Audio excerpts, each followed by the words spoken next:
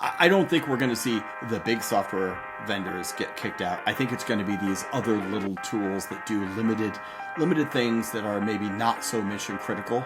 Cost them a lot of money in market value. Cost them what, almost $300 billion in lost market value in a day? No upfront cost. You weren't spending money on hardware and data centers. You weren't hiring administrators.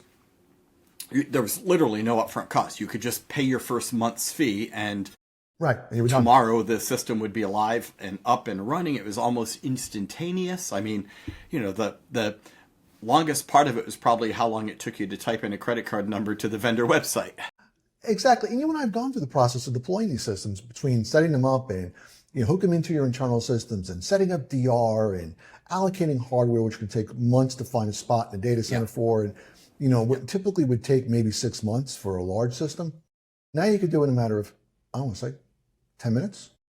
I mean, exaggerating a little bit, but I mean, that's kind of what it is. No, I mean, huge benefits. And I like the way you said it, which is it unlocked categories of software that previously companies of a certain size just never would have made the investment in and wouldn't have had. Right.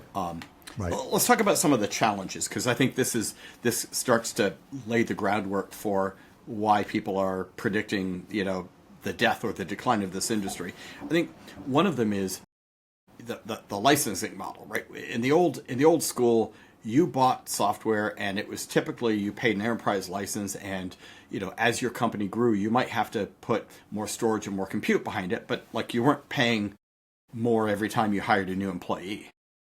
Right. But you did pay maintenance. You paid usually a yearly maintenance associated with any of these packages. And usually that maintenance could have been up to 25% of the cost of the purchase itself. Fair enough. But it was a fairly predictable fixed cost. And I think whether it's good or bad, the model is different for software as a service. It typically tends to be based on seats or users, right? Right. And so I think from every time you hire someone who needs access to the software, you're going to pay more for that software. Right. And I think traditionally with the older style, when you were deploying it on-prem, you also had the ability to amortize or get the stuff off your books. So there was a good tax deduction that came along with it as well, which you don't get with a SaaS product. Because now it's not CapEx at all.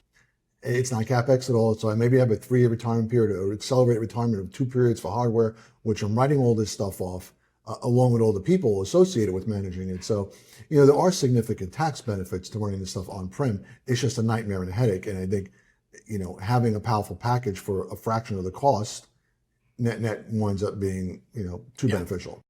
Yeah. So I think one of the things that people do complain about, though, with SaaS is that cost goes up and up and up as they grow and hire people. And, it seems like it never ends. You pointed out that there's no capital expenditure deductions on this. It's all OpEx that they're spending. And I think the other is there's sort of this notion of, like, if you're getting new features added to the software, they're new features that the software vendor decided based on feedback from their entire body of customers, and it may not matter to you. So you might not be getting the features you want, and you might be getting features you don't care about, and there's not that direct feedback loop between what you want and what you get. Right. No, I 100% agree. It is a trade-off that you're going to make. And then the counter argument to that is that's fine because they're going to support it. I don't have to deal with upgrading a version at some point in the future, which doesn't contain that feature, and I have to migrate all the code over to the new platform. Right. The biggest one for me is integration. So, I know people initially complained about having to sort of adapt their business model to the software. I agree with you. I kind of think that a lot of that is a tempest in a teapot that, people get confused between what they want and what they need. But here's the part that always, I think, struck me as very challenging.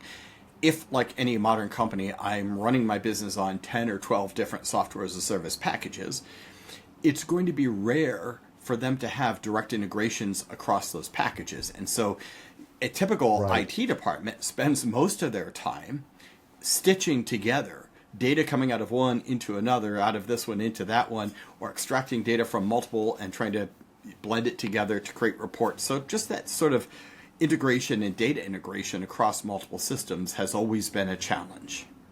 Yes, 100%. And that challenge, if you're running it on-prem, is greatly diminished since you own all the data. Right.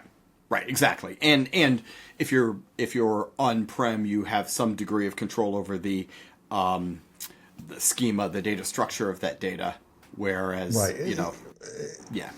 And you have easier access to your own information. There are plenty of vendors out there that make it difficult for you to get your information out of the platform. It's not in their best interest for you to get off the platform. And they want to keep you there, they want to keep you going, and they'll very often provide an API, or you have to go to the help desk or whatever it may be and get a dump of all your information.